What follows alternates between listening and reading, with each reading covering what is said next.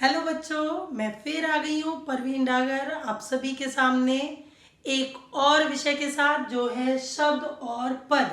शब्द और पद कोई खास बड़ा विषय नहीं है, बहुत ही आसान सा बहुत छोटा सा एक विषय है जिसकी मैं कि नाइन्थ में 9वीं क्लास से शुरू होता है। 9वीं क्लास में ज़्यादातर पढ़ाया जाता है, तो 9वीं क्लास में इसके 3-4 शब्द 3-4 क्वेश्चन आते हैं, 3-4 प्रश्न आते हैं और जिससे 3-4 नंबर बच्चे बहुत आसानी से कमा लेते हैं और आसानी से गंवा भी देते हैं।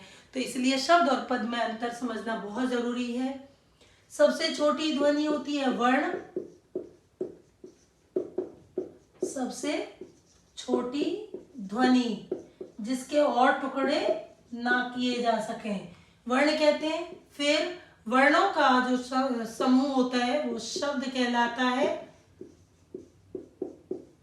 वर्णों का समूह शब्द कहलाता है। और शब्द जब वाक्य में प्रयोग हो जाए, वाक्य में प्रयोग हो चुके हों,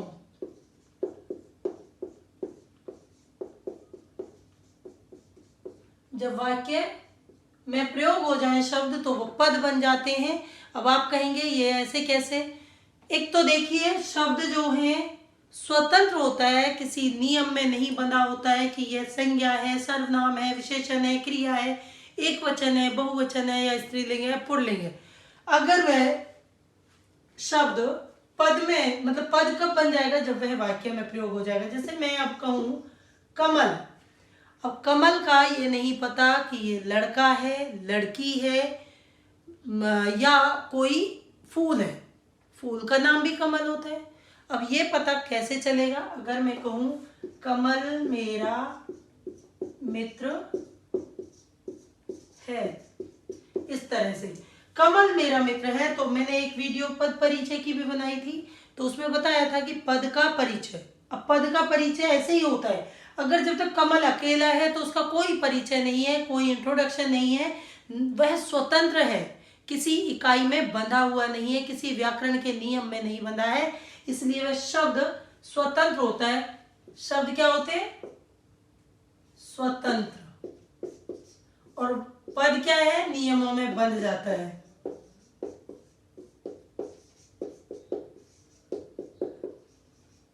नियमों में बंध जाता है पद, और शब्द स्वतंत्र होते हैं। अब कमल है, कमल कई नियमों में बंध गया है। जैसे कमल, अब पता चल गया है कि मेरा मित्र है, यानी एक लड़का है, लड़की नहीं है।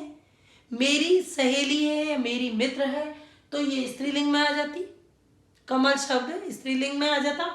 लेकिन अभी कमल पुल्लिंग है, एक वचन है, और ये भी पता चल गया कि यह एक बच्चे के बारे में बात हो रही है, ना कि फूल के बारे में। अगर मैं यही इसको कह दूं कमल तोड़कर लाओ,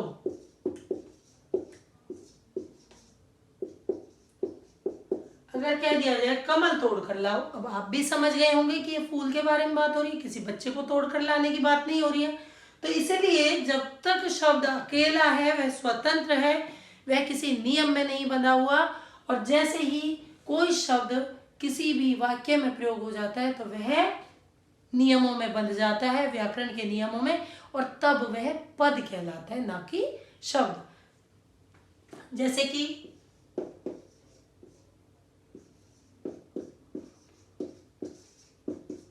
राम का मंदिर अयोध्या में बना।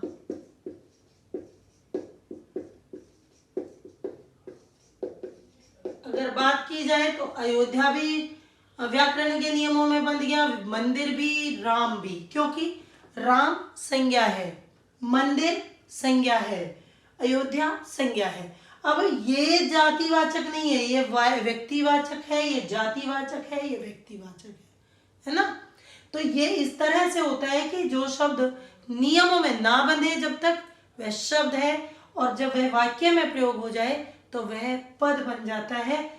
और शब्द और पद एक छोटा सा विषय है, अगर आप इसे समझ जाएंगे तो ये बहुत आसानी से आपको 4 नंबर दिला सकते हैं। ये राम व्यक्तिवाचक संज्ञा, अगर इसके पद परिचय पे जाएंगे आप तो पद परिचय में ये वही हो जाता है कि राम व्यक्तिवाचक संज्ञा है, पुल्लिंग है, एक वचन है, क्रिया का कर्ता है, ये है वो है, बहुत सारी चीज़ों के अंतर्गत ये बंध जाता है। अब शब्द और पद में मैं उम्मीद करती हूँ कोई गलती नहीं करेंगे, बहुत अच्छे से उसे परीक्षा में लिखेंगे। धन्यवाद।